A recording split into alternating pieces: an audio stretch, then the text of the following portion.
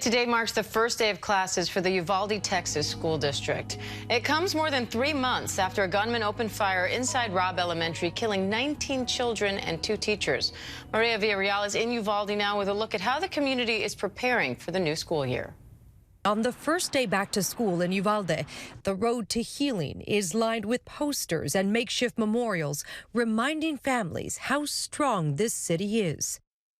Buildings now serving as canvases for the 21 larger-than-life murals honoring the victims. It's so good. Before we go to work every morning, we drive this way. We'll say good morning. And it's just like she's smiling at us. This is Tess Mata, a cat-loving Astros fan that wanted to be a TikTok star. The couple and their older daughter, Faith, sitting down with us less than 2 days after the shooting. For those people who watch this and say, that will never happen in my town. How many times did we say that?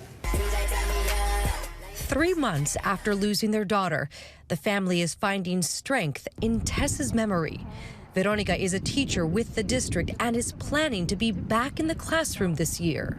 I imagine that the question on not just everybody's mind, but really the people who live here, the families, the parents, do you feel safe going back and working? I do. It's slow. But I know that they're coming along. Did you really have to wrestle with yourself about going back? No. It was never a question. There was a question of whether I was mentally ready, but not to go back. Teaching was always something I've wanted to do, and I know that Tess would have wanted me to go back. And Maria Villarreal joins me live now for more on this. Maria, you've been in Uvalde covering this story since the beginning. Some families have transferred their kids to other schools. Some have opted for remote learning this year. What's the first day of school going to look like for students who are going in today? Well, you know, Diane, we're standing right outside Flores Elementary. This is one of the schools that took in a lot of students that were supposed to go to Robb Elementary this year. They just wrapped up a drop-off, and it went surprisingly well. In fact, I think we even saw a group of motorcyclists come in, a big group of them, and drop off one of the kids. So I think what we are seeing right now is that the community is trying to rally around these students and really their parents to make them feel like we've got your backs. We know this is difficult. This is one step forward.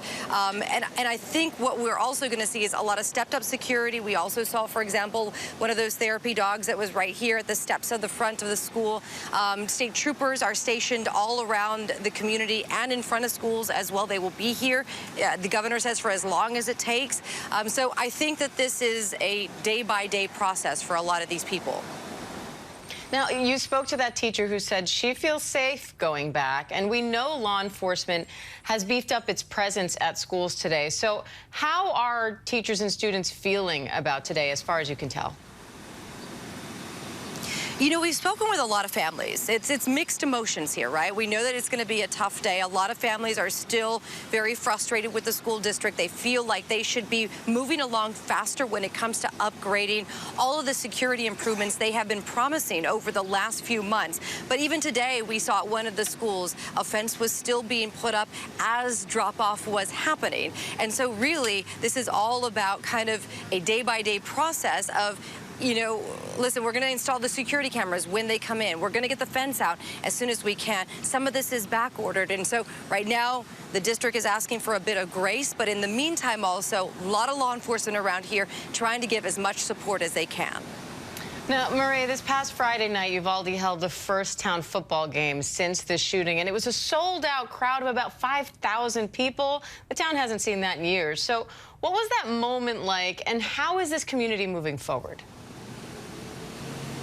I mean, to talk to people in the stands, they said that day, that night was electric. I mean, football in Texas, especially on a Friday night, is just amazing to be around. It's something that an entire community can gather around. But 5,000 people in a small town like Uvalde, I mean, there's only about 16,000 people living in and around this area. So that is quite a bit to come out and support this community.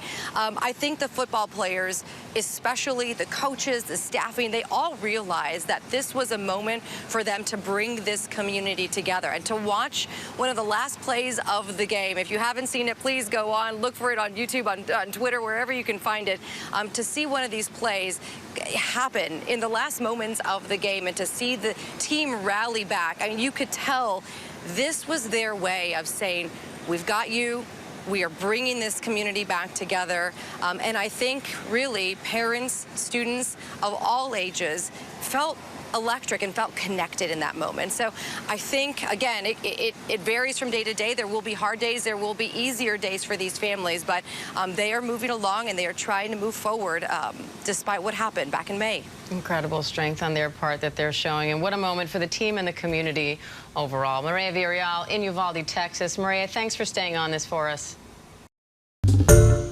Hi everyone, George Stephanopoulos here. Thanks for checking out the ABC News YouTube channel. If you'd like to get more videos, show highlights, and watch live event coverage, click on the right over here to subscribe to our channel, and don't forget to download the ABC News app for breaking news alerts. Thanks for watching.